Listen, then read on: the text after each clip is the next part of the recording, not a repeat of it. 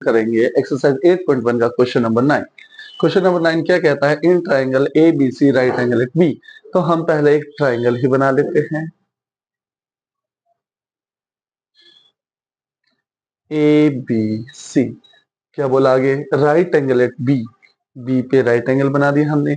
If tan A is equal to 1/√3, tan A is equal to 1/√3। Okay, find the value of sine A cos C cos A sine C. इनकी हमें value निकालनी है। Okay, सबसे पहले हम अलग अलग वैल्यू निकाल लेंगे और फिर इसमें पुट करके इन्हें ऐड और सब्ट्रैक्ट कर देंगे।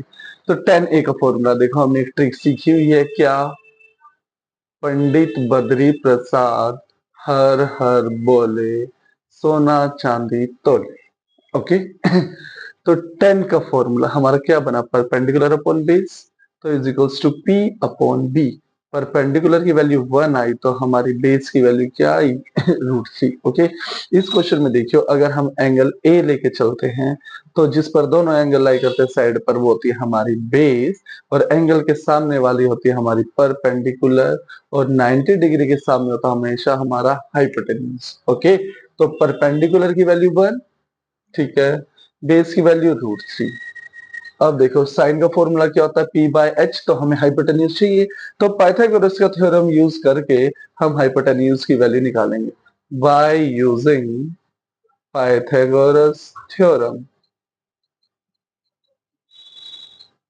पाइथागोरस थ्योरम क्या कहती है कि हाइपोटेन्यूज का square is equal to perpendicular का स्क्वायर प्लस बेस का स्क्वायर।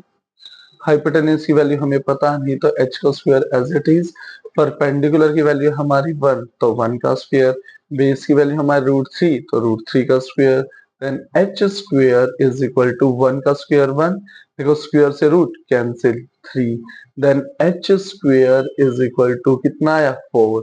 बट अब हमें h की वैल्यू चाहिए, h स्क्वायर की नहीं चाहिए, तो क्या करेंगे, स्क्वायर रूट बोथ साइड।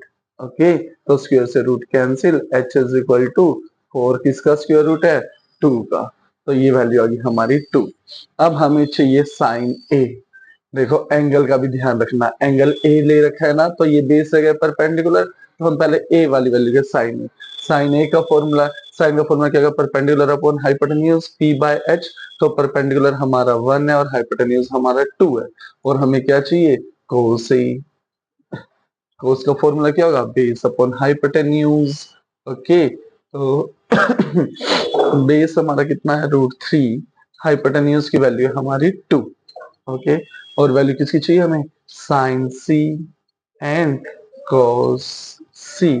अब देखो साइन का फॉर्मूला तो सेम रहेगा P/H, ओनली वैल्यू चेंज होगी। सिमिलरली कॉस, ये A है, यहाँ पे C है, तो वैल्यू चेंज होगी। पहले ये देखिए C फॉर्मूला तो सेम रहेगा, बेस अपॉन हाइपोटेन्यूज ही रहेगा।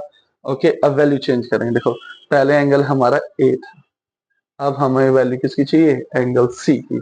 हमने क्या बता रखा है कि भाई जिस साइड पर दोनों एंगल लाई करेंगे वो हमारा क्या होगा, बेस। अब बेस बन जाएगा ये, और ये बन जाएगा हमारा परपेंडिकुलर, हाइपोटेन्यूज सेम ही रहेगा। तो अब परपेंडिकुलर की वैल्यू हमारी कितनी है, √3, हाइपोटेन्यूज की वैल्यू कितनी है 2, बेस की वैल्यू कितनी है हमारी 1, हाइपोटेन्यूज की वैल्यू कितनी है 2। चारों वैल्यू आ गई। अब हम फर्स्ट पार्ट सोल्व करेंगे। फर्स्ट पार्ट हमारा क्या कहता है, sine A cos C plus cos A sin C। ओके, अब साइन ए की वैल्यू देखो क्या, 1/2।